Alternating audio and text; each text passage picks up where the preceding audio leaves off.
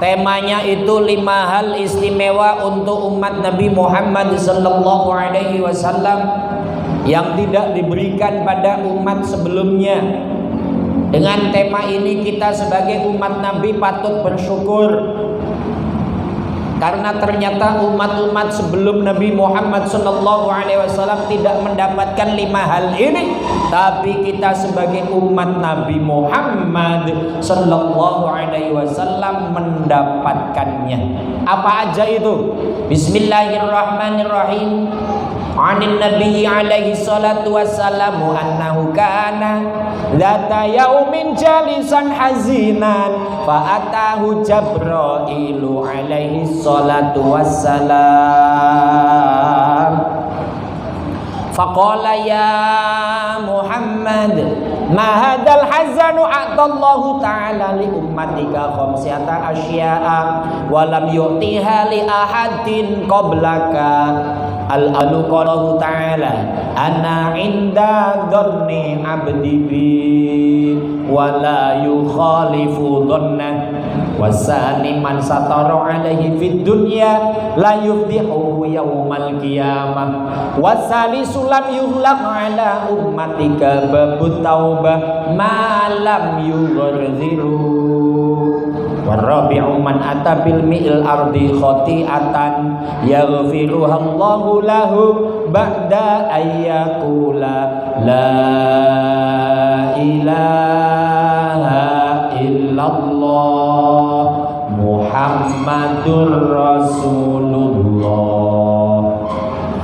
Wal khamisu yarfa'ul adaba 'anil amwati bi du'ail ahya'i. Dari Nabi Muhammad sallallahu alaihi wasallam. Nih kertasnya ibu-ibu kebagian semua apa tidak? Alhamdulillah. Nek ora kebagian yang fotokopi dewek ya. Tapi masih banyak wong saya bikinnya banyak. Dari Nabi Muhammad sallallahu alaihi wasallam sesungguhnya beliau pada suatu hari duduk dan dalam keadaan sedih. Ibu, Nabi itu sedih pikirkan umatnya bagaimana di azab, bagaimana nanti di hari kiamat, kira umatku selamat apa tidak, karena nama siksa Allah, panasnya api neraka tidak akan ada manfaatnya, maka Nabi sedih. Ketika Nabi lagi duduk lagi sedih, kemudian malaikat Jibril alaihissalam menemuinya. Malaikat Jibril turun nemui kanjeng Nabi dan berkata, wahai Muhammad, wahai Rasulullah, wahai khatamun nubuwah, wahai sayyidul mursalin, apa yang menyebabkan engkau sedih sementara Allah subhanahu wa ta'ala memberikan 5 hal untuk umatmu yang belum diberikan pada siapapun sebelumnya. Jadi ini ada 5 istimewa yang khusus untuk kita umat Nabi Muhammad. Ini umat Nabi siapa sih ini? Nabi Muhammad. Maka kalau memang umatnya Nabi Muhammad itu kan harusnya cinta kepada kanjeng. Ibu sehari semalam sholawatnya berapa kali, Bu? Ora sholawat, ora deto 2000, kayak harga tempe mendoan. Tempe mendoan ini 10.003, berarti 3.500, masih kurang itu. Ya baca sholawat aja lah, karena Nabi menyampaikan sallu alayya fa inna sholatakum tuballighuni. Kamu baca sholawat kepadaku kanjeng Nabi, kata kanjeng Nabi, karena sholawatmu nyampe ke telingaku. Dan Nabi tahu siapa yang baca sholawat itu tahu. Ini malam ini nih yang baca sholawat siapa tadi? Kamu tahu? 5.000. Ini lebih banyak lagi. Sallallahu alaihi Muhammad dandani ati berapa? Ini orang dandani ati belas orang sing teko iki. Hah? Berapa? 4.000. Saya itu dulu datang di Jakarta, ingat ada kata-kata 4.000, 4.000, 4.000, tukang patri. Tukang patri. Kata Nabi, kamu baca sholawat sama aku, sholawatmu nyampe. Jadi siapapun yang baca sholawat dikenal oleh Nabi walaupun kita belum pernah kenalan. Manto baca sholawat sallallahu alaihi Muhammad sallallahu alaihi nyampe ke Nabi. Oh, ini manto baca sholawat sambil nyupir ambulan. Sholawatnya kekencengan, mayitnya ikut sholawat, ditinggalin kayaknya. Ya, sholawat ya. Ya, apa yang nomor satu untuk umat Nabi? Pertama, Allah subhanahu wa ta'ala berfirman bahwa aku bagaimana prasangka hambaku dan dia tidak akan berselisih dengan prasangka hambanya. Ini hadis qudsi, Bu. Ana inda dzanni abdi bi. Aku bagaimana prasangka hambaku. Kata Allah, kalau hambaku nyangka baik, aku kasih baik. Kalau hambaku nyangka jelek, aku kasih jelek. Maka jangan pernah prasangka yang jelek. Contoh, ini ada yang jualan es cendol kan? Es campur, es sirup. Ini loh di sini. Jualan es. Nggak ada ya? Menjualannya apa? Selendang layang. Selendang mayang. Selendang mayang. Ada yang jualan selendang mayang? Ustaz Topik meneng kampung kok. Neng kene wong itu. Mana wong? Yang jualan selendang mayang. Selendang mayang itu rasanya manis, lebih enak kalau dikasih es batu. Betul apa tidak?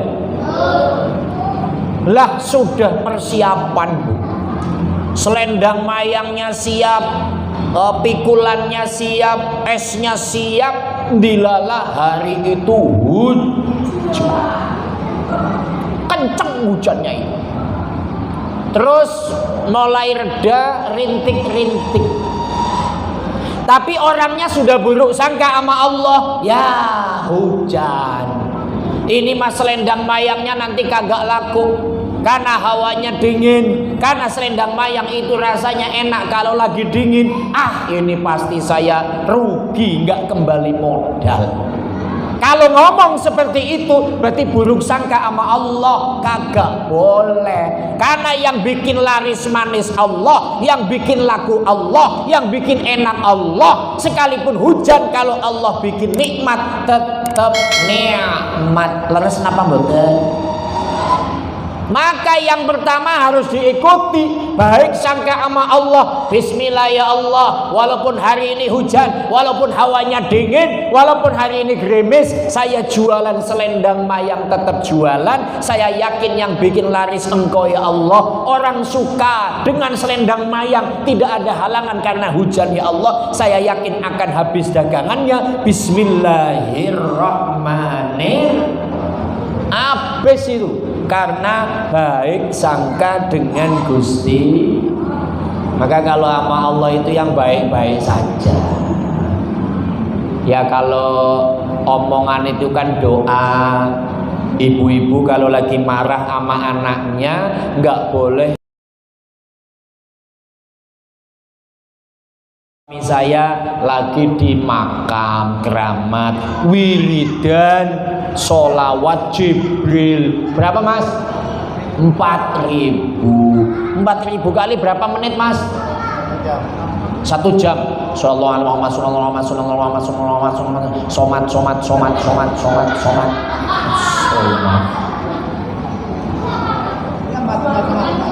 Ongkon sallallahu alaihi Muhammad somat. Mang Ustaz Abdul Somad. Yang kedua, umat Nabi barang siapa menutupi aib di dunia, maka Allah tidak akan membuka aibnya di akhirat. Ini yang sering saya sampaikan. Belajarlah untuk tidak membuka jeleknya orang lain, aibnya orang lain. Orang lain punya kesalahan, kita nggak usah mengomentari, kita nggak usah ngomongin. Ini contoh nih, tetangga kita ada ketua masjid, ada ketua musola, ada ustadz. Anaknya ini suruh ngaji nggak mau, suruh sholat nggak mau, anaknya malah senengnya judi sama mabok-mabokan. Itu kan aib. Tiba-tiba ada orang jauh tanya, Ibu Suci, yang lain siapa sih nama? Ibu Marfu'ah.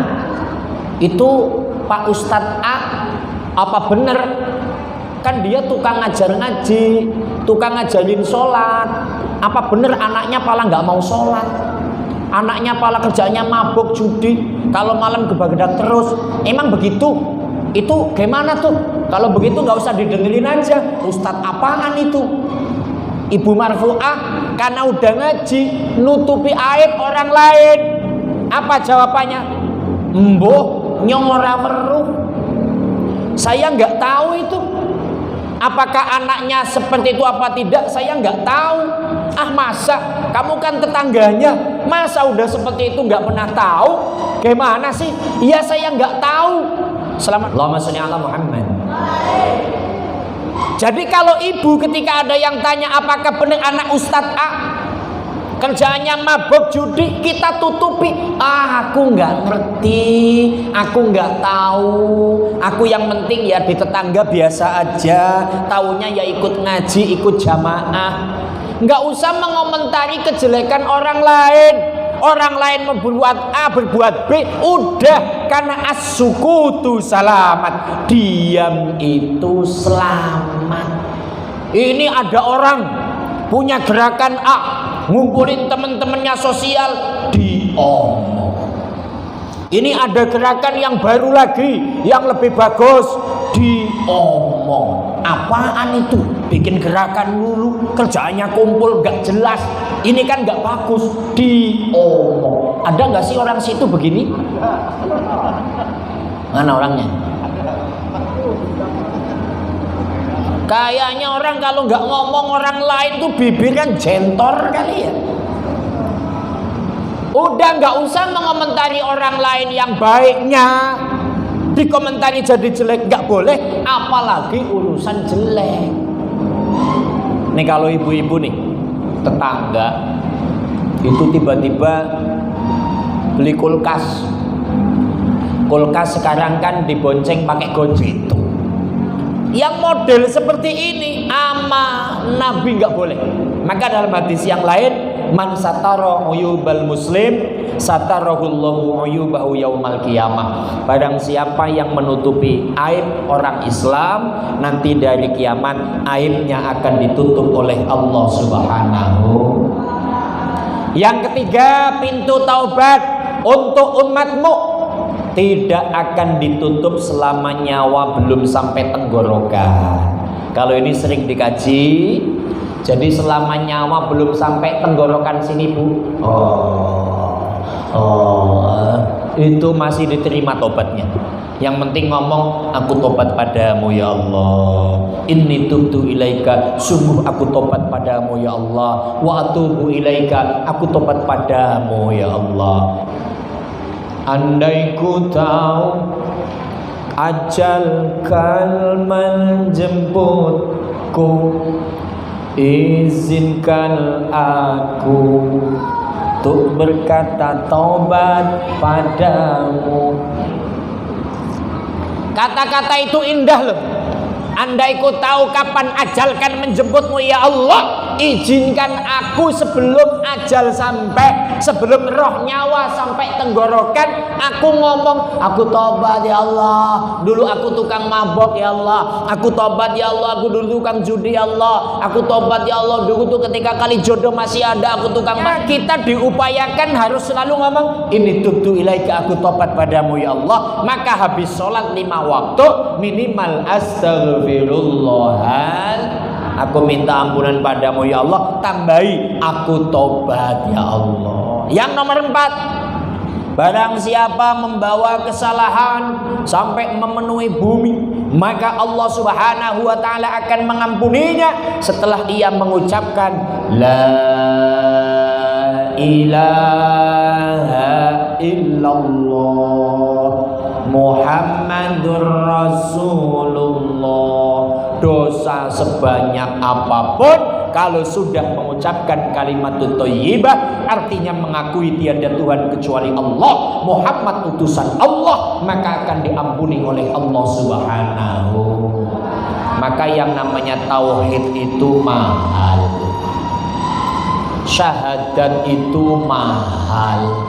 Kita sudah bersyahadat, ini hidayah yang sangat penting. Kalau saya ulang cerita Paman Abu Thalib, Paman Abu Thalib bayinya Nabi yang gendong Paman Abu Thalib, remaja ya, anak-anak kecil begini yang ngomong Paman Abu Thalib, remaja yang mantau Paman Abu Thalib. Nabi melamar Siti Khadijah yang melamarkan Paman Abu Thalib. Nabi diangkat Nabi dan Rasul, dakwah Islamiyah, banyak orang kafir akan mengganggu dan membunuhnya. Yang menjadi garda terdepan itu Paman Abu Thalib. Tapi ketika Paman Abu Thalib akan meninggal dunia, sakaratul maut, tidak mampu mengucapkan asyhadu an la ilaha illallah wa asyhadu anna muhammadar rasulullah, maka Nabi menangis dan menangis. Paman, ucapkan 2 kalimat syahadat ini Paman. Nanti di hadapan Allah aku gak mampu untuk meminta pertolongan kepada Allah. Kalau Paman tidak mengucapkan 2 kalimat syahadat ini Paman, tolong ucapkan Paman. Tapi Paman Nabi hatinya tertutup, mulutnya terkunci, cicimba. Tapi kita yang tidak kenal Nabi, kita yang gak ketemu dengan Nabi, hanya disampaikan oleh para kiai, para muballigh, para asatid, ayo kita Islam karena inna dina indallahil Islam. Kita mampu untuk syahadat, ini hidayah yang paling mahal. Maka dalam surat Al-An'am ayat 125, "Faman yuridillahu ayyahdihu yashrah sadrahu lil Islam." Barang siapa yang dikehendaki oleh Allah untuk menerima hidayah, maka dadanya dibuka untuk mau menerima agama Islam. Maka orang yang sudah syahadat, syahadat tauhid dan syahadat rasul, syahadat tauhid asyhadu an la ilaha illallah, syahadat rasul asyhadu anna muhammadar rasulullah, akan diampuni dosanya oleh Allah Subhanahu. Insya. Yang nomor 5, azab bagi orang yang meninggal akan diangkat sebab doa orang yang masih hidup.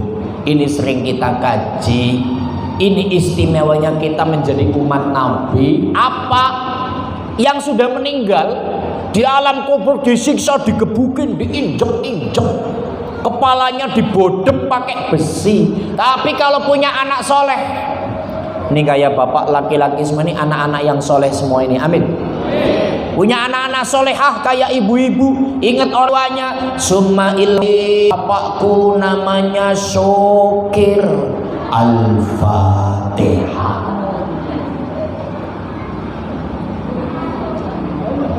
Memang Syokir ikan tok apa? Maka ketika ada kiriman Fatihah, terangkat siksanya oleh Allah. Seperti cerita yang pernah saya sampaikan, ada ibu-ibu punya anak perawan, tapi anaknya nakal, kalau naik motor ngebut akhirnya tabrakan motor, mati. Ketika mati, dipendem sebulan, 2 bulan, 3 bulan, ini ibunya pingin ketemu, kangen, nemuin kiai namanya Kiai Mustafa. Mustafa yang Mustafa. Sorry bang. ta Ustaz Mustafa. Iya, jenengku Mustafa. Pak Kiai Mustafa, sowan kula sepindah niki kangge silaturahim jangkep nomor kali nggih punika kula gadah putri ingkang modar sebab tabrakan. Namung kula kangen pingin pinanggih nyuwun wasilah ijazah doanipun. Ngertos napa mboten, Bu? Ki kula nyong ngomong kaya kiye ngerti apa ora, Ki?